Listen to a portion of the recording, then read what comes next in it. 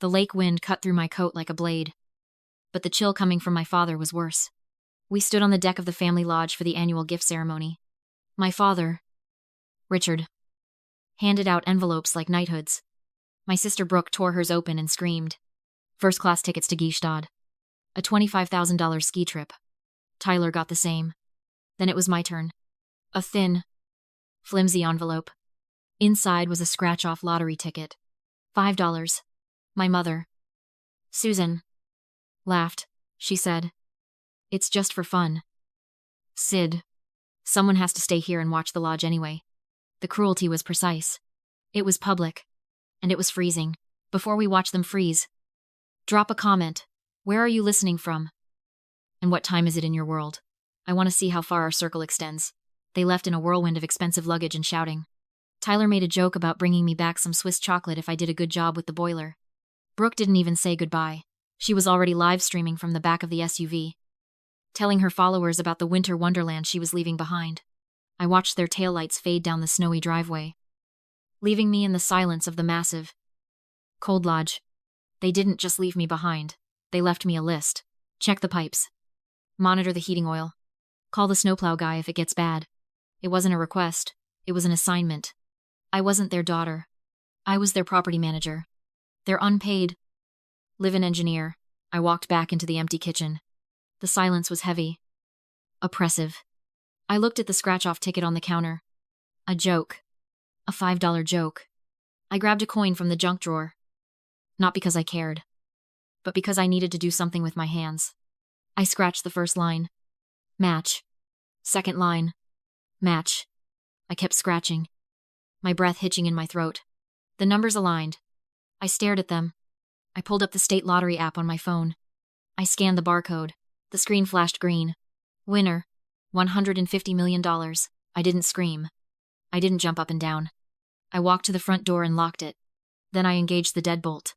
I slid down against the wood, the cold seeping into my back. And I just breathed. For years. I told myself it was loyalty. I told myself I was the responsible one. The one who held the family together because I was strong. But sitting there on the floor, holding a ticket worth more than their entire lives, I realized the truth. It wasn't loyalty. It was a transaction I was losing. I was the fixer because I thought if I fixed enough things, they would finally see me. I thought if I repaired Tyler's messes and engineered Brooke's life, I would earn my place at the table. But utility isn't love. It's a commodity. And commodities are used until they break. I had spent 29 years trying to buy their affection with my labor, paying a debt I didn't owe. That stopped tonight. The lock clicked behind me not to keep the cold out, but to keep my old life from getting back in. I wasn't the fixer anymore. I was the owner. 3 days later, the lodge tried to kill itself. A main intake pipe in the basement ruptured, spraying freezing water over the concrete floor. I didn't panic. Panic is inefficient. I grabbed a wrench and went downstairs. I isolated the valve, cut the water, and assessed the damage. It was a structural failure caused by neglect. Just like this family, I was knee-deep in freezing slush when I saw it. The water had soaked through a stack of old cardboard boxes tucked behind the boiler, a place nobody looked, except the person charged with keeping the heat on. One box had collapsed, spilling files onto the wet floor. I grabbed them, trying to salvage what I could. I expected old tax returns or childhood art projects. What I found was a red envelope stamped urgent. I wiped the water off the plastic window. Notice of default. I frowned. That was impossible. The lodge had been in the family for 3 generations. Grandma Rose owned it outright. There was no mortgage. I took the sodden pile upstairs to the kitchen table and started drying them out with paper towels. I laid them out like a schematic. It wasn't just a notice. It was an autopsy of their finances. My parents had taken out a secured business loan against the property. $450,000. The date on the loan was 6 months ago. The recipient account wasn't the family trust or a maintenance fund. It was wired directly to Alpine Heights Ventures, LLC. I knew that name. It was the holding company for Tyler's revolutionary crypto mining startup. The one that crashed and burned 4 months ago. They had leveraged Grandma Rose's legacy, her home, to fund Tyler's gambling addiction disguised as a tech startup. But I didn't stop there. I went into full audit mode. I found credit card statements. Dozens of them. The Winter Gala, financed on a card with a 24% interest rate. The first-class tickets to Gstaad, put on a travel card that was already $3,000 over the limit. I sat back, staring at the numbers. It didn't make sense. Why would they spend $25,000 on a ski trip when they were days away from losing the house? Then I understood. It's a specific psychological pathology of the morally bankrupt, the power delusion of the empty wallet. For my parents, wealth wasn't a resource, it was a costume. They didn't buy things to have them. They bought them to be seen buying them. Their cruelty toward me, their dismissal of my value, wasn't just arrogance. It was a defense mechanism. They needed to feel superior to someone because, financially, they were zero. If they stopped spending, the illusion would dissolve, and they would have to face the reality that they were hollow. They needed me here to fix the pipes and manage the contractors, not to maintain the home, but to keep the asset viable just long enough to sell it out from under Grandma before the bank took it. They weren't on vacation. They were on the run from reality. I looked at the wet, crinkled papers. They thought they were the masters of the universe, skiing in the Alps. But from where I was sitting, they were just squatters in a house of cards. And I had just found the wind. I sat there with the evidence spread out like a map of a crime scene. But one piece was missing. The authority. Grandma Rose was the sole deed holder. She was sharp as a tack. But she was old-fashioned. She didn't do digital banking. She signed everything in ink. For this loan to be valid, she had to have signed it. I flipped to the last page of the loan agreement. There it was. A signature. Rosemary Sterling. I stared at it. It was bold. It was sweeping. It looped with a confident flourish. Grandma Rose had arthritis in her right hand. Her signature was small, shaky, and slanted to the left. This wasn't her handwriting. I pulled out a birthday card Tyler had given me last year, one of the few times he'd bothered. I compared the writing. The R was identical. Tyler had forged her signature, but my eyes drifted down the page. Below the borrower's signature were 2 witness lines. Richard Sterling. Susan Sterling. My parents. They hadn't just looked the other way. They hadn't just been negligent. They had watched their son commit a felony, and they had signed their names next to his to validate it. They co-signed the theft. They authorized the destruction of the family matriarch's security to save their golden son's ego. I felt a strange calm wash over me. It was the calm of absolute clarity. There was no gray area anymore. No family complications. This was a crime, and I was the witness. I didn't call the police. Not yet. That would be too messy. Too slow. I picked up my phone and called the number on the back of my new, very exclusive, private banking card. I asked to speak to their high net worth legal team. I didn't want to report the debt. I wanted to buy it. I wanted to own the note. I wanted to be the one holding the gavel when the judgment came down. I waited until I knew they would be settled at dinner. 7 p.m. Swiss time. 1 p.m. here. I set up my laptop on the kitchen table. The same table where they had laughed at me days ago while handing me a $5 scratch-off. I arranged the documents in a neat, structural pile. I placed the forged signature right on top, creating a visual hierarchy of their crimes. Then, I initiated the video call. It rang once, twice, 3 times. I let it ring. I wasn't in a rush. I had the patience of someone holding a royal flush. Finally, Tyler answered. The video quality was crystal clear, capturing the warm, golden glow of a wood-paneled restaurant. They were seated at a long table, surrounded by people in cashmere sweaters and expensive watches. There was laughter, the clinking of heavy silverware, the hum of wealth. Tyler held the phone up, looking annoyed. His face flushed from wine and the cold. "What is it?" "Sid?" he snapped, barely looking at the camera. "We're in the middle of fondue. Did the boiler blow up again?" "The boiler is fine," I said. My voice was level, calibrated. "But the loan is leaking." Tyler froze, a forkful of bread halfway to his mouth. "What?" "The loan. Tyler. The $450,000 business loan you took out against Grandma's house. The one you defaulted on 3 months ago." The laughter at their table died down. It happened in ripples, first the people next to Tyler, then my parents. Then the rich friends they were trying so hard to impress. My father, Richard, leaned into the frame. He looked regal in his turtleneck, playing the part of the successful patriarch. His eyes, however, were tight with panic. "What are you talking about? Get off the phone." "Sydney, we'll discuss business when we get back." "We're not discussing business. Dad, we're discussing fraud. I held up the first document to the camera lens. The notice of default. I held it steady, letting the red stamp focus on their screen. I found the papers behind the boiler. I found the shell company transfers. And I found the forgery. I swapped the paper for the loan agreement. I pointed a pen at the signature line. That is not Grandma Rose's signature. That is Tyler's handwriting. But right here. I moved the pen down an inch. Here are the witness signatures. Richard Sterling. Susan Sterling.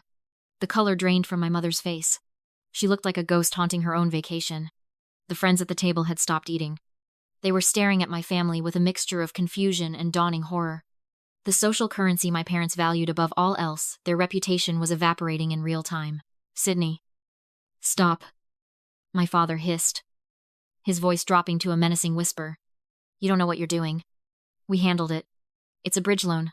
We're refinancing. You're not refinancing, I said, because the bank already sold the debt. Sold it? To who? Tyler demanded, his arrogance cracking, revealing the terrified child beneath. That's illegal. They have to give us notice. They did give you notice. It was in the box you hid in the basement. I shifted the laptop slightly. The camera angle widened. Sitting next to me, silent until now, was Grandma Rose. She wasn't frail. She wasn't the confused old woman they treated her as.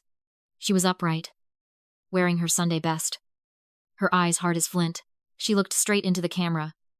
At the son she raised and the grandson she spoiled. They sold it to me. She didn't say. She waited a beat, letting the terror settle in their bones. I've already called the sheriff. Richard, Grandma Rose said, you're not coming back to this house. The silence on the other end was absolute. It was the silence of a bomb that had just gone off but hadn't yet registered the sound.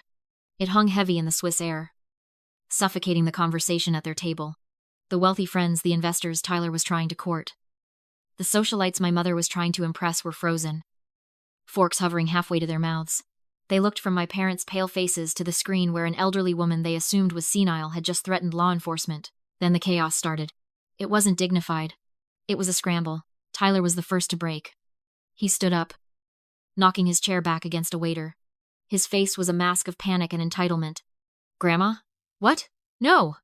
He pointed a shaking finger at the camera lens. Sid. You manipulated her. You're twisting things because you're jealous. You're ruining the trip. I'm not ruining the trip. Tyler, I said, my voice cutting through his shouting. I'm ending the charade.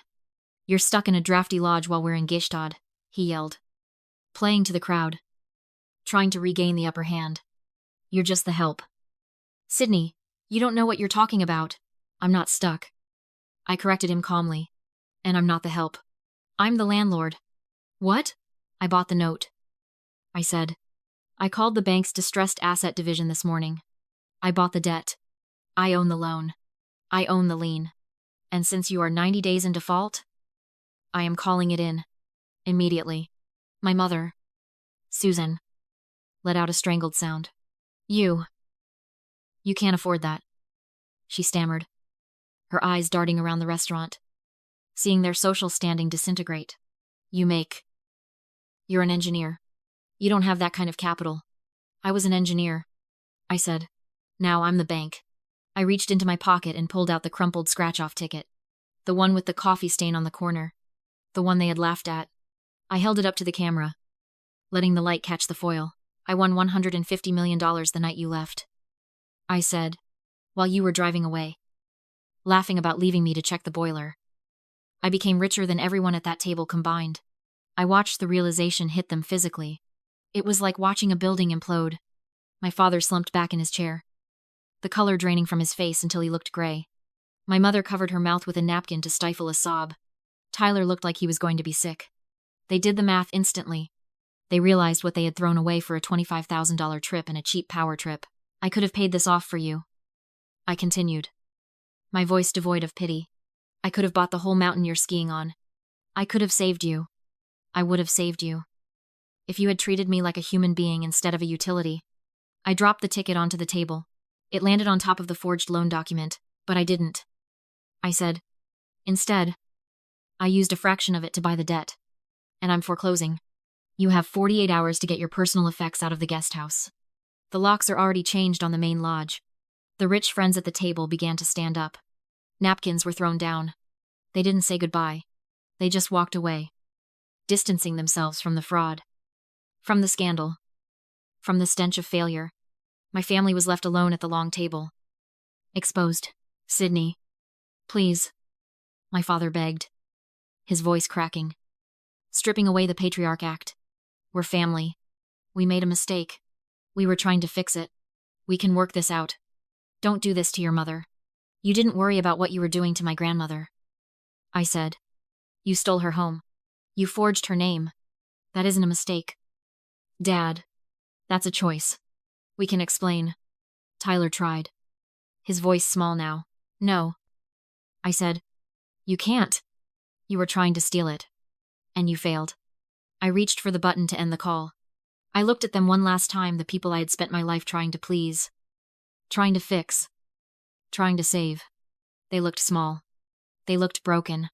And for the first time, I didn't feel the urge to put them back together. "Enjoy the fondue," I said. "I hear it's expensive." I clicked end call. The screen went black.